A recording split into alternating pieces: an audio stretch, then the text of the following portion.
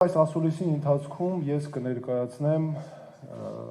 Հայաստանի անվտանգության համակարգի և զինված ուժերի բարեփոխման մեր ծրագիրը։ Նախ այն, ինչ ես ներկայացրեցի իմ նախորդ ասուլիսում, որ վերաբերում էր Հայաստանի Հանրապետություն ադրբեջանական ներխուժումներին, ճիշտ էր, և դա հաստատվեց անկախ լրատվամիջոցների հետաքննություններով նաև։ Ֆակտոր TV, Ազատություն, Civilnet, Հետք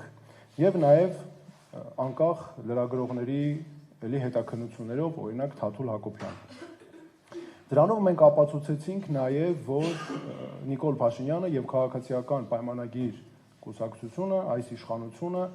ստում է և գաղտնի ու թաքուն է պահել մեզանից այս ներխուժումների վերաբերյալ փաստերը։ Այս համերով հանդերձ բազմաթիվ են մեր հասարակությունում հարցերը, իրավացի հարցերը, որ քննադատելուց խնդիրները ներկայացնելուց զատ պետք են նաև լուծումներ։ Եվ հիմա նաև ես կներկայացնեմ այն լուծումները, որոնք պետք է մեզ բերեն իրական խաղաղություն։ Մենք ունենք հաստատված 6 քայլ մեր մասնագիտական հետազոտություններով, այդ 6 քայլը ես հիմա կներկայացնեմ։ Առաջինը, մեր պաշտոնավարման առաջին իսկ օրը ստեղծվելու է հատուկ ռազմական բարեփոխումների հանձնաժողով վարչապետին առընթեր, որին կտրվի 6 ամսվա մանդատ, որպեսզի ներկայացնի հստակ ծրագիր։ Հանձնաժողովը կունենա նաև ընթացիկ վերահսկողության գործառույթ։ Երկրորդ, հանձնաժողովին կտրվի նաև հստակ ժամկետներ և հաշվետվողականություն, որպեսզի մենք կարողանանք ցույց տալ, թե ինչպես կարող ենք, և հանձնաժողովի մանդատը կլինի ցույց տալ, ինչպես կարող ենք ունենալ զսպման կարողություններ, մեր լիարժեք կարողություններ մեր պաշտոնավարման առաջին տարվա ավարտին, ինչպես հասնել ռազմական հավասարակշռության մեր հարևանի հետ մեր պաշտոնավարման առաջին ժամկետի ավարտին։ Եվ իհարկե այս գլխավոր հարցերից է լինելու ինչպես բարեփոխել և արդիականացնել մեր բանակը, որպեսզի մենք ունենանք մոբիլ բանակ, որը կարող է նաև տեղերում ունենալ լիարժեք կարողություններ տեղերում ակնթարթային որոշումներ կայացնելու։ Երրորդ, պետական ներդրումները անվտանգության բնագավառում։ Մինչև այս հանձնաժողովի կողմից ծրագրի ներկայացումը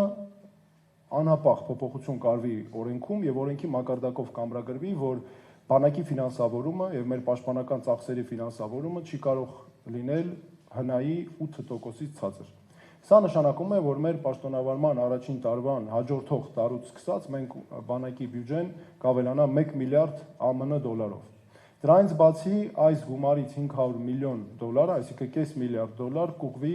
ռազմաարդյունաբերական ծախսերին և ռազմաարդյունաբերական համալիրի զարգացմանը, տեղական կազմակերպություններից նաև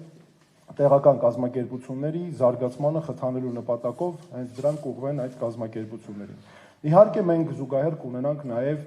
անհապաղ ձեռնամուխ կլինենք տեղական ռազմաարդյունաբերական կազմակերպությունների կարողությունների զարգացմանը։ Մյուսը մեր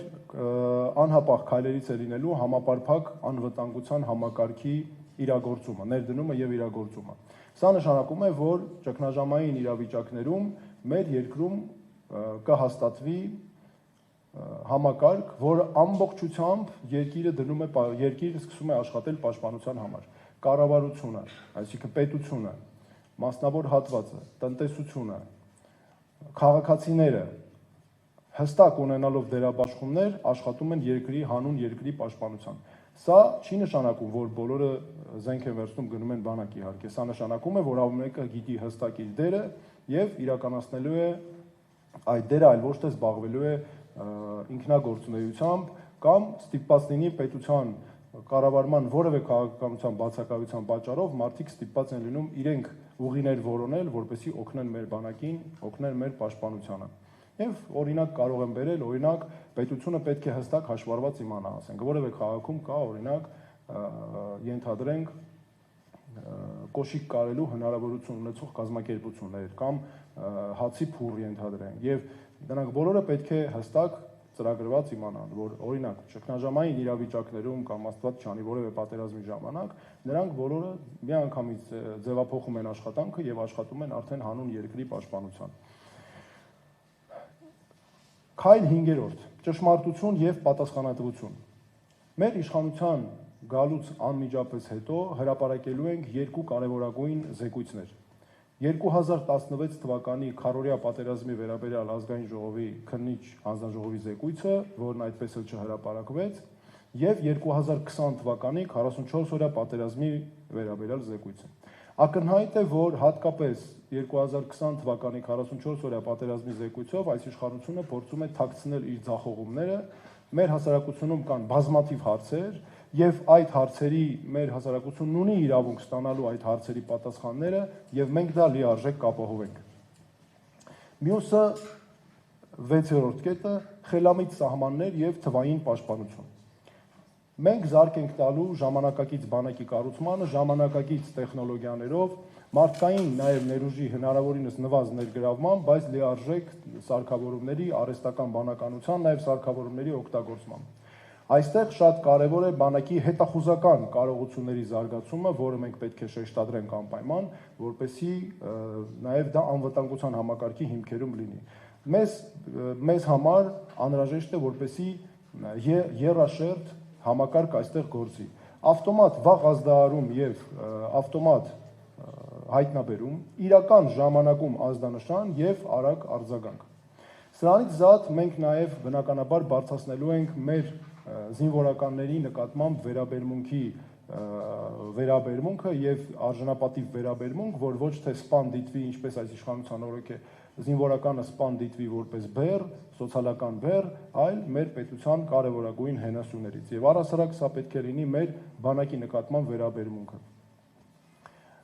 Մեզ համար կարևորագույն նպատակներից է սահմանների անառիկ պահելը, Հայաստանի պետական սահմանների, եւ դրա համար մենք այնպես ենք վերափոխելու երկրի պաշտպանության համակարգը, որպեսզի կատարվի այդ խնդիրը, ներգրավելով տարբեր համակարգեր։ Օրինակ, Հայաստանի սահմանների անառիկության պաշտպանության կարևորագույն գործառույթ է կատարում Հայաստանի ազգային անվտանգության ծառայությունը սահմանապատ զորքերով։ Այստեղ նույնպես կարողությունները պետք է հատկապես սահմանների անառիկ պահելու հետ կապված ուժեղացվեն։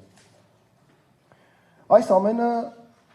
Նիկոլ Փաշինյանը կարող էր եւ պարտավոր էր անել 2020 թվականի նոյեմբերի 10-ից սկսած, որպեսզի բարձրացներ մեր պետության պաշտպանության ծծման կարողությունների մակարդակը։ Բայց իհարկե ամբողջությամբ ձախողել են այս խնդիրը։ Նաև թույլ տվեք հատուկ ասել, որ մենք համագործակցելու ենք, լայն համագործակցություն ենք ապահովելու նաև արտասահմանյան մեր գործընկերների, արտասահմանյան բանակների հետ։ Արևելքի, արևմուտքի, բայց հատկապես նաև Ֆրանսիայի եւ Ամերիկայի Միացյալ Նահանգների համակարգերի հետ։